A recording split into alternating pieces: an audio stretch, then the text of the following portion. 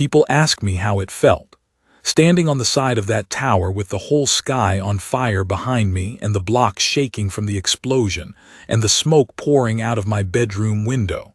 They want some kind of speech, some kind of wisdom, some neat line to close the night off. I don't have one. I had one hand wrapped around the flagpole and the other pressed against the brickwork, and I was thinking about Dennis. I was thinking about Jerome.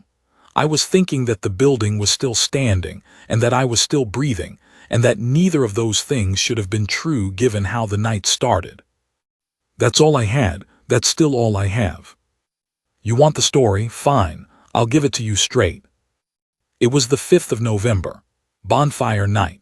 The sky was already full of noise and light by the time the first one came down, which is part of why nobody paid it proper attention. Fireworks everywhere. Smoke drifting between the towers. Kids running around in the dark with sparklers and the older ones starting fires in the car park, same as every year. Normal evening on the estate. I was out with the Wyndham. Me, Pest, Dennis, Jerome, Biggs, that was the core of it. We moved together. We'd grown up on the same floors of the same block, eaten in each other's kitchens, known each other since before we had any sense about the world. Pest was always talking. Dennis was solid, thoughtful, had a way of reading a room that I relied on without ever telling him I relied on it. Jerome was tall, easy to laugh, hadn't grown into himself yet. Biggs was Biggs. He'd follow you anywhere, and that was the best and worst thing about him. We were 15, 16. We had the block. That was our world, and we knew every inch of it. I'm not going to pretend we were saints. We weren't. We moved product for hi-hats, who ran the 9th floor and the car park and most of the serious business on the estate. He was older, 20-something, and he had a way of standing that told you the ground belonged to him. We were foot soldiers. We thought that meant something. We thought proximity to that kind of weight made us heavy. We were children, I know that now. I didn't know it that night. The first sign was a streak of light. We were on the walkway on level 3 and something came down out of the sky at an angle trailing fire and hit the car park hard enough to shake the ground. Not a firework. Too heavy. Too fast. The impact rattled the railings under my hands. Pest said something stupid. Pest always said something stupid. I told him to be quiet and I looked down at the car park and there was a crater in the tarmac about 3 meters wide, smoking, with something in the middle of it that wasn't a meteorite. It was small. That's the first thing. Maybe the size of a large dog hunched up, black as the inside of a phone box. No eyes that I could see, just teeth. Just this low bioluminescent glow around a mouthful of teeth the color of neon blue, pulsing faintly like it was breathing light instead of air. We went down to look. That was us. That was the block. Something strange comes out of the sky and lands on your manor and you go see what it is. You don't call anyone. You don't wait. It's your ground. It came at me first. I had a dirt bike. I had a machete because that was what you carried on the estate if you were serious, and I was 16 and thought I was serious. The thing launched off the crater rim and I caught it across the neck on instinct and it dropped. We killed it. 5 of us and a machete and a lot of adrenaline, and we killed it. Then we dragged it inside because that was also the kind of thing we did. Hi-hats would want to see it. It was worth something, maybe. We didn't have a concept yet for what it was because we didn't have a concept yet for what was coming. There was a woman in the walkway when we came back up. A nurse. She'd been mugged earlier, our doing, and she was with a police officer when she spotted us, and things went complicated very fast. That's not the story I'm telling tonight. What matters is that her name was Sam, and before the night was over she saved my life, and I owed her more than I knew how to say. The second wave came down, while we were still dealing with hi-hats. Not 1, not 5. Dozens of streaks across the sky, spread across a wide arc, all of them coming down in the same rough radius. All of them coming down near the block. The block, our block. Wyndham Tower, 15 floors, 200 flats, a few hundred lives stacked on top of each other in the wet November dark. People cooking dinner. Kids doing homework. Old men watching the news. the whole ordinary machinery of a housing estate on a cold autumn night. And then the lights went wrong in the car park, and the screaming started. These ones were bigger, substantially bigger. The first one had been a scout or a female or something else entirely. We figured that out later. These were males. They were the size of large bears, black so absolute it was almost painful to look at, as if the light itself refused to touch them. No eyes at all, smooth where eyes should have been. They navigated by scent we worked out and by whatever frequencies they emitted to read the world back. They were fast. They were strong in a way that made your brain misfire trying to categorize it, because you'd see one hit a car and just fold it, casual, the way you'd kick a can, and some part of your mind would refuse to process the scale. The teeth. God, the teeth. Same neon blue as the smaller one, but bigger, longer, and when they moved in the dark you saw them before you saw anything else. 2 rows of bioluminescent razors in absolute blackness. That was the first warning you had. That was often the last. Dennis was the first of us to die. We were trying to get back inside the block. They were already at the base of it, circling. Pest and Jerome were ahead of me on the stairs. Dennis was to my left and I heard him say something, just the start of a word, and then I heard the sound that I will not describe to you because there are some sounds that do not belong in any story. I turned and he was gone. Just gone. Into the dark beyond the stairwell lighting, and then the dark was moving and I ran. I am not ashamed of it.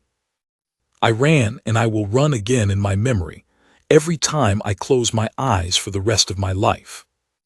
We made the 8th floor. We got inside.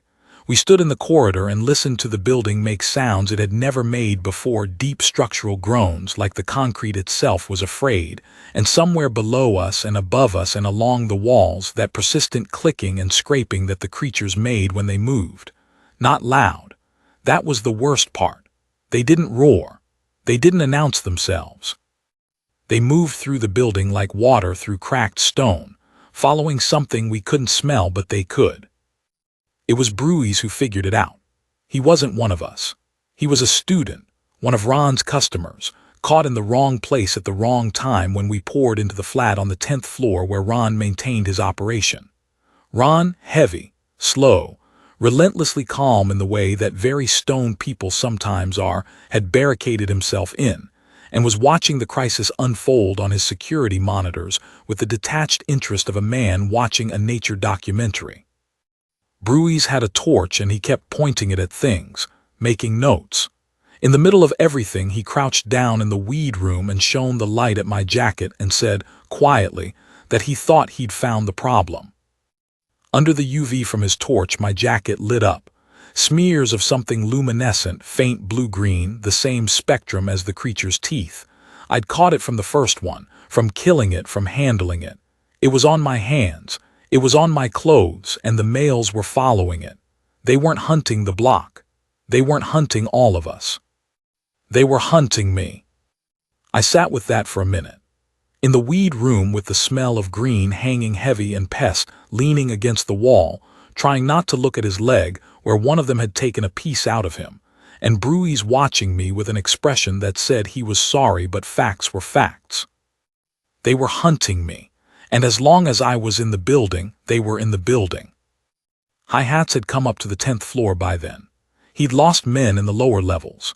He had his weapon drawn and his eyes were moving fast and none of his usual weight was present, just fear dressed up as anger, which is what fear always looks like when it can't afford to be itself. He had a score to settle with me from earlier in the night. I defied him, which nobody did, and he didn't care about the creatures or the pheromone or anything Bruys was saying. He was going to shoot me in the head in Ron's flat while the building shook around us. The window behind him came apart, both of them. The creatures hit the glass simultaneously, an impact that knocked Hi-Hats off his feet and filled the room with cold air and darkness. And then the darkness was full of teeth and Hi-Hats was screaming. And then he wasn't screaming anymore, and I had hold of Pest's arm, and we were through the door and into the corridor, and I didn't look back. I thought about running. I want you to understand that. I thought about getting out of the building, getting clear, finding some corner of the estate far enough from the block that the pheromone trail would lose coherence and the creatures would wander. I thought about saving my own life by removing myself from the problem. I thought about Dennis. I thought about Jerome, who we'd lost in the smoke from the fireworks on the way up to the 10th floor, disoriented and gone, and then not answering when we called his name. I thought about all the people in the flats above and below, and around us who didn't know what was circling them.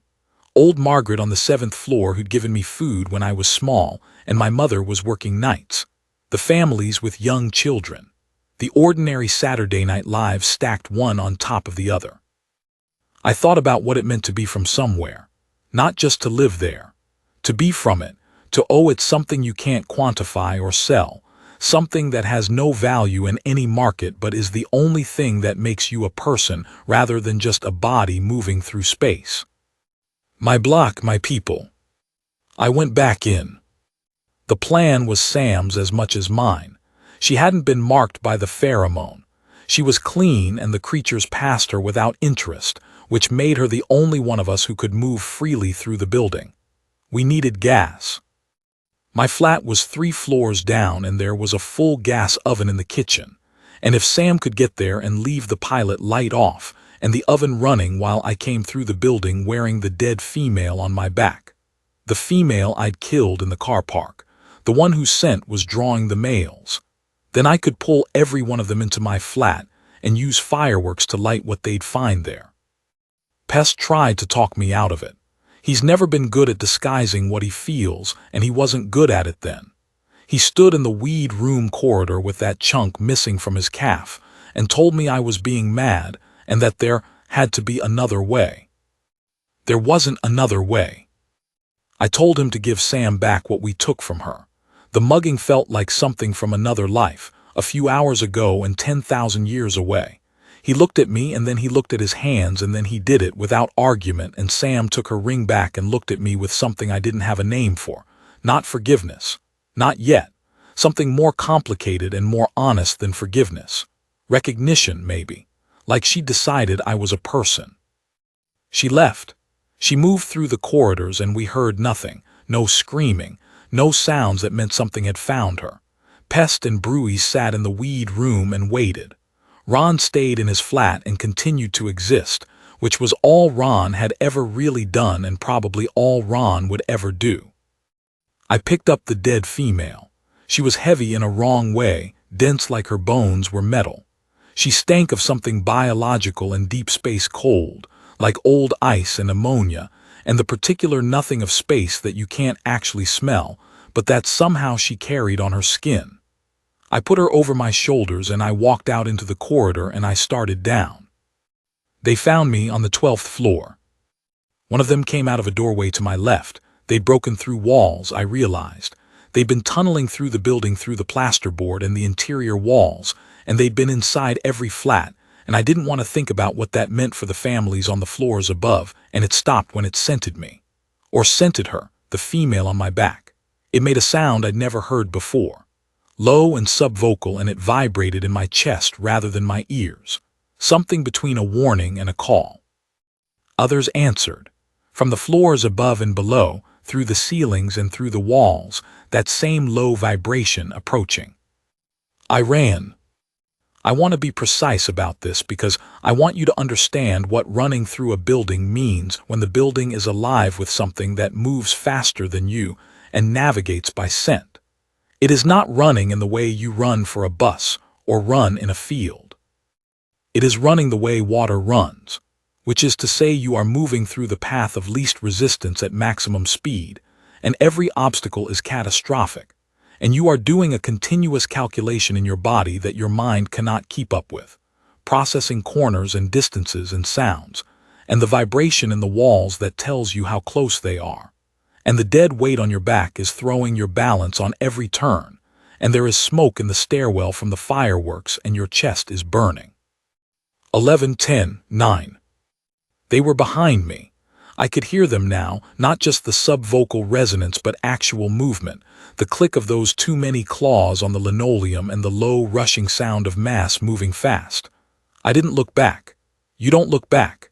You look back and you slow down and you slow down and you die. 8-7. My flat was on the 7th. I came around the corner and the door was open. Sam had left it open, and the smell hit me immediately, the raw chemical bite of gas, heavy and invisible, already filling the rooms from where she'd done the job and gone. All 4 rings. The oven open. The place was a bomb waiting for a spark. I threw the female through the doorway. Then I flattened against the wall on the far side of the corridor, reached into my pocket, and I waited. I heard them arrive. Not saw. There are no words for the sound of 8 of those things coming down a corridor at speed, the sound of that much mass and darkness and hunger converging. The walls shook. The lights in the corridor flickered and died. I pressed myself into the wall and felt the air pressure change as they went past me, as every one of them followed the scent through my doorway, into my kitchen, into the gas. I counted. I counted in my head the way my grandmother had taught me to count when I was small, slow and deliberate, because that was the only discipline I had left. Then I pointed the firework into the flat, shielded my face, and lit it. The world became orange. The explosion picked me up and put me through the corridor wall into my neighbor's kitchen, which I have never adequately apologized for. The windows on the 7th floor blew out. The fireball went up through the ceiling and blew the floor of the 8th, which subsequently blew part of the floor of the 9th. The building, which was not designed for any of this, made a sound like a continent shifting. I got outside. I don't fully remember how. There was a window and there was a flagpole with a Union flag on it, the stupid decorative one they'd put on the side of the building for some anniversary, and I got one hand around it and the other on the brick, and I hung there in the November air with the fire behind me and the estate spread below, and the sky above still full of fireworks, as if the city itself didn't know that anything had changed. It took a long time to be sure the building had stopped moving. It took longer to be sure the sounds inside had stopped. Pest found me. He came around the outside of the building, limping badly, and stood underneath and told me to come down, and I did. We sat on the grass of the estate, and the building stood above us with light pouring from the 7th floor and smoke still lifting from the blown-out windows, and neither of us said anything for a while. Sam found us there. She'd stayed close. She hadn't run. I looked at her and she looked at me, and there wasn't much to say about what the night had been. She sat down on the grass next to Pest, and the 3 of us sat there while the fire units arrived, and then the police arrived, and then more police arrived, and then people in non-standard vehicles arrived and started doing non-standard things and asking questions that none of us answered very well. They arrested us. Of course they arrested us. There were dead bodies in the building and a blown-out flat and a creature of unknown origin in the car park and several more inside, and we were 15 and 16, and we fit the shape of the problem as far as anyone could see. Bruise came down and was arrested. Ron, eventually, was arrested. We sat in the back of a police vehicle and said nothing, and watched through the window as the people in non-standard clothing went in and out of the building with equipment that didn't belong to any service we recognized. Sam gave a statement. She told them what she'd seen. She told them what we'd done. I don't know what they believed. I don't know what they wrote down or what was ever officially acknowledged. What I know is that the building is still standing. What I know is that the people in it were still alive when they came out to stand on the estate in the cold November air and watch the fire services deal with the 7th floor. All of them, Margaret, the families, the kids. They came out with their coats thrown over their nightclothes and they stood on the grass, and some of them looked up at the building, and some of them looked at us, me and Pest with our cuts and burns, and I don't know what they put together in their minds, and I didn't need them to say anything about it. What I know about that night, what I've had years to understand now, is this. The creatures were apex predators.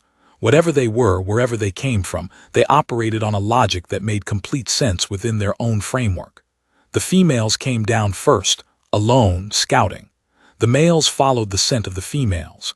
It was a breeding behavior, probably, or a territorial one, or something that combined both in a way we don't have language for.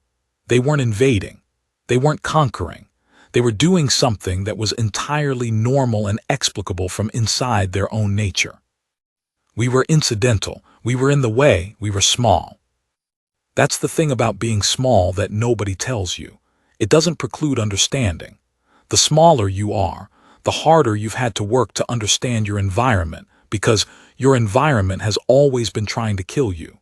You learn to read a space. You learn which sounds mean danger. You learn which routes are safe and which are not, and you carry that knowledge in your body rather than your head because there isn't always time to think. Those creatures were better than us at almost everything. Stronger, faster, designed for the dark in a way we aren't. They couldn't be hurt by anything we had in any conventional sense. But they'd never seen a firework before. They'd never stood in a corridor and held their nerve while something they didn't understand came at them. They'd never made a decision based on responsibility to people they didn't choose, people who simply occupied the same square footage of Earth and were therefore theirs to protect. They could track a scent through a building. They couldn't understand why someone would lay a trail for them. I want to be honest about the cost. I keep coming back to that because the cost is what's real and everything else is just noise. Dennis, Jerome, two of mine, two kids who'd never hurt anyone who wasn't directly in their path on any given Tuesday, who were 15 and who wanted the same ordinary things that 15-year-olds everywhere want, who had the same hope and the same fears and the same capacity for all of it. Gone in a building stairwell and a smoke-filled corridor because something fell from the sky and we went down to look at it. I think about them differently at different times of my life. When I was 17 and sitting in the cell waiting for the hearing, I thought about them with a guilt that felt like it would hollow me out. When I was 20, and on the other side of some of the things that happened between 17 and 20, I thought about them with grief that felt clean rather than contaminating. Now I think about them the way you think about people who are simply present, who don't have the good manners to recede, who stand in the corner of every room and watch and do not release you. I don't think that will change.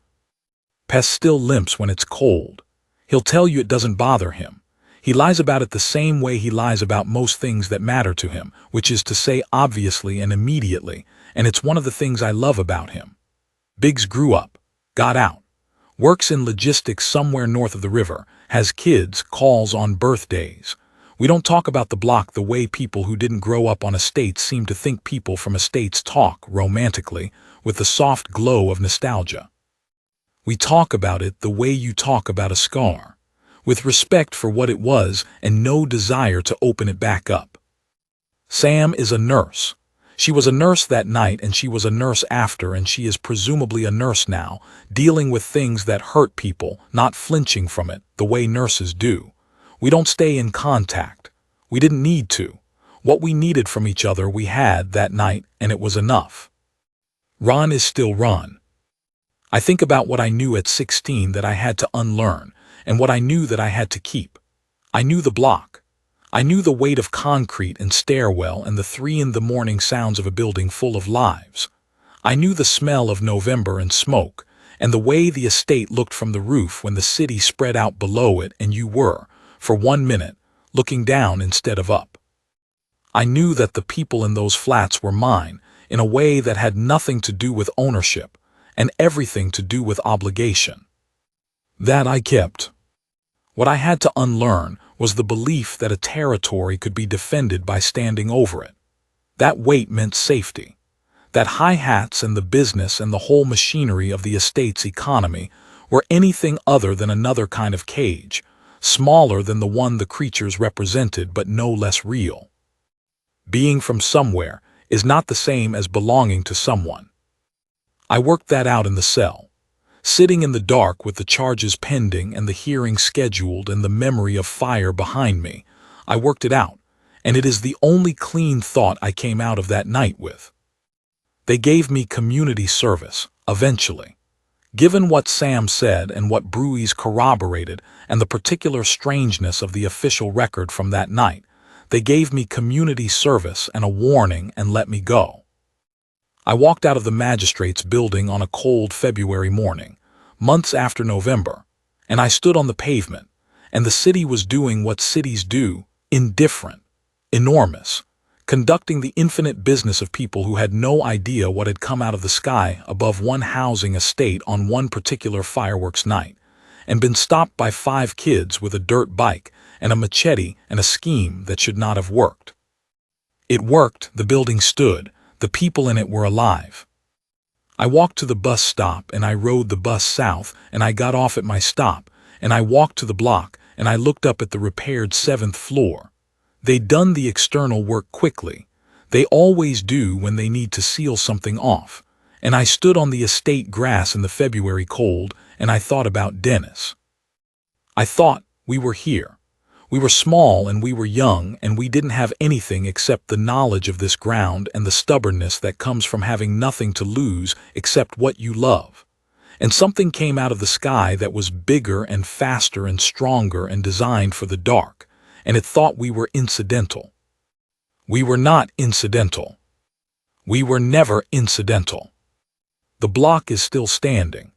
I need you to understand how much that sentence costs and how much it is worth, and how both of those things can be true at the same time without canceling each other out. The block is still standing. That's the only speech I have. Biggs called me last month out of nowhere.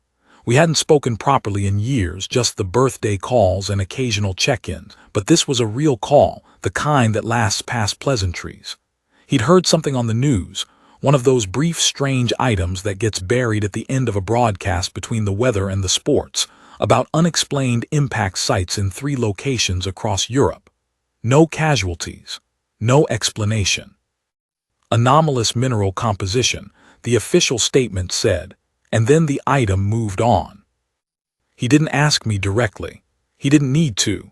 We sat on the phone in silence for a moment and I understood what the call was about. I told him it was fine. I told him that one night on a council estate in South London had already settled the question about whether we were equipped for this. I told him that if it mattered it would find us, and when it found us, we'd figure it out the same way we'd figured it out the first time, with what we had in our hands and the knowledge of our ground and the particular human talent for making something out of nothing when nothing is what's available. He laughed. He said I sounded like a speech. I told him I'd been practicing. What I didn't tell him, what I've never said out loud to anyone, is that I think about them still, not with fear, with something more like professional respect, the way a soldier thinks about an adversary who nearly had him and would have the satisfaction of knowing it was close. Those creatures were built for what they were. They were excellent at it. They came down into the dark and they followed the oldest instruction there is, find the signal. Follow the signal, claim what's yours, and they were utterly perfect at it right up until the moment they weren't. The moment they weren't was when they met something that couldn't be tracked by scent or biology or any algorithm their bodies ran. They couldn't track spite. They couldn't track the particular stubbornness of people who have been told their whole lives that they don't matter and have concluded, quietly and without announcement, that this assessment is incorrect. They found our block, they found us. That was their mistake. When Big stopped laughing, I told him to call Pest. I told him to stay in touch with people who knew what cold November air smells like at 3 in the morning when the building behind you is on fire and your friends are gone and you're still standing. Those people are rare. You should keep them. He said he would. I believe him. I rode the night bus home after that call, past the tower blocks and the lit-up windows and the ordinary machinery of thousands of lives being lived in stacked concrete on the south side of the river. I've ridden this route 100 times, and I know every stop, every corner, every stretch of elevated track where the lights of the city spread out and you're briefly above it all. I looked at it the way I looked at it from the roof when I was 16. The way you look at something when you understand it might not always be there, with gratitude, with possession, with the knowledge that ownership is not a deed but a decision, made fresh every time something comes for what you love.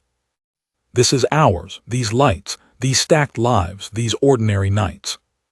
Come and take them. I keep a list in my head. I don't write it down. Writing it down would make it into something it isn't, something commemorative, something finished. In my head it stays alive. Dennis, Jerome, the people we couldn't move fast enough. The night that cost what it cost and gave what it gave. Memory is the only honest currency. Everything else, the official record, the sealed files, the two lines in the broadcast between weather and sports, is administration. Memory is what actually happened. What actually happened is that a group of kids with nothing going for them except a deep and territorial love of the ground they stood on held a building against something the world didn't have a word for yet. We lost people. We burned our losses into our lungs and carried on. We used what we had, the knowledge of the corridors, the fireworks from the car park, the dead female and the gas from my kitchen oven, and we made it enough. Not comfortably enough. Not triumphantly enough. Just exactly enough. By the skin of whatever you call the thing that refuses to let go. I've met people since who want to tell me what that night means. Academics, occasionally.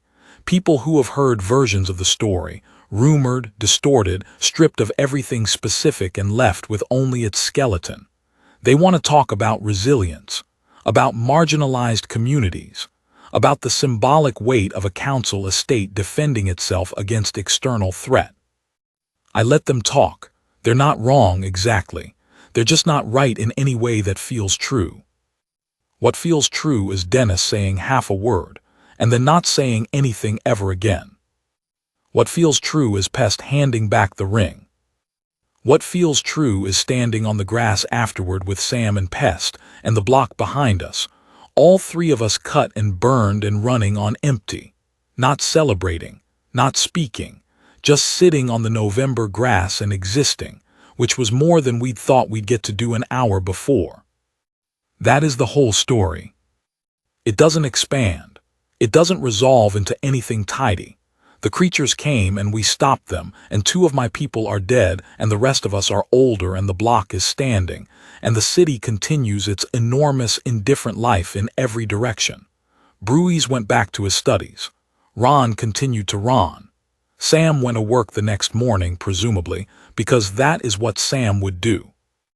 And me. I learned the thing I needed to learn about what it means to be human, which is this. We are not the apex.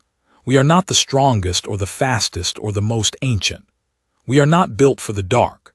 We are soft and we are slow and we are contradictory and we are capable of extraordinary cruelty to each other over reasons that, from outside our atmosphere, would look like nothing at all.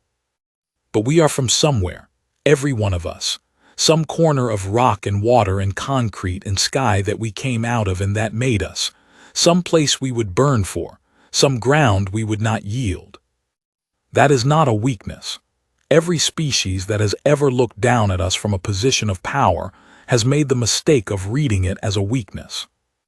It is the most dangerous thing in the known universe. I am from Wyndham Tower, SC11, South London, the 7th floor. I was 15 when the night happened. I am older now. I am still from there. I will always be from there. Come and find out what that means. The block is still standing. There's a thing that happens at night now, some nights when I can't sleep. I go to the window. My place now is higher up than the 7th floor was, different building, different borough, but the view is similar, the estate below, the lights of the city beyond, the dark sky above. I stand at the window and I look up. I'm not afraid. I want to be honest about that because I think it matters. I'm not afraid of the sky, not afraid of what might be in it or what might come out of it. I spent one night learning exactly how afraid I could be and what I was made of underneath the fear, and I know the answer now in a way that most people never have to discover. What I feel when I look up is something harder to name, not anticipation, not vigilance exactly, though it has the quality of vigilance, something more like attention, like standing at a perimeter, like being the kind of person who, when something lands in the car park, goes down to look. Not because they're brave, because it's theirs. Dennis would have gone down. He'd have been first, probably. Dennis had a quality of absolute calm in moments that should have unmade him, and it made you want to follow him, and I did, for as long as I could. Jerome would have followed Dennis. Jerome followed Dennis everywhere and thought nobody noticed, but we all noticed, and we let it be because that was how the group worked, everyone following everyone in the particular mutual gravity of people who grew up breathing the same air. Biggs would have hung back and then come. Pest would have been loudest about not going and most certain to go. Me, I was already walking before anyone said anything. That was always how it was. We went down to look. That is the only eulogy I have for the people I lost. We went down to look. We did not run from the strange thing, did not wait for someone else, did not check whether it was our responsibility or someone else's. We were 15 and the block was ours, and something had come down in the car park and we went down to look. That is human nature in its rawest form. Not the violence that followed, not the cleverness of the gas and the fireworks, not even the loyalty. Just that first instinct. Something is happening in my world and I am going to go and see what it is. Every species in the universe that has ever made the mistake of passing through our atmosphere has encountered that instinct and underestimated it. The universe is old and full of things that are bigger and older and stranger than us. But I don't think anything out there is as persistently, pathologically curious as we are, as unable to leave a thing alone, as determined to poke at it until it makes sense or until one of us is dead. Usually, we are not the ones who end up dead. Usually. I look at the sky on those nights and I think, we are ready, not armed, not powerful, not standing on any particular advantage of strength or technology, ready in the oldest sense, awake, watching, unwilling to be incidental. Whoever you are, out there, listening to whatever you listen to when you're deciding where to go next, I want you to know something about this planet. The block is still standing. We are still here.